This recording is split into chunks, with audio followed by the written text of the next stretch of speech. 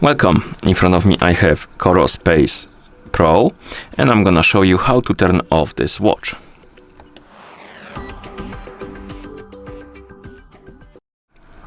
So to turn off this watch we need to open the settings.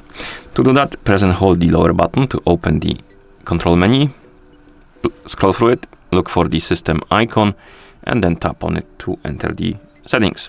Now scroll through the system menu, find the option called More Settings and tap on it. And here at the bottom of this menu, you will see the option called Turn Off. Tap on it and then confirm by pressing the upper button and the watch will turn off. And that's how you turn off this device. Thank you for watching. If you found this video helpful, please consider subscribing to our channel and leaving a like on the video.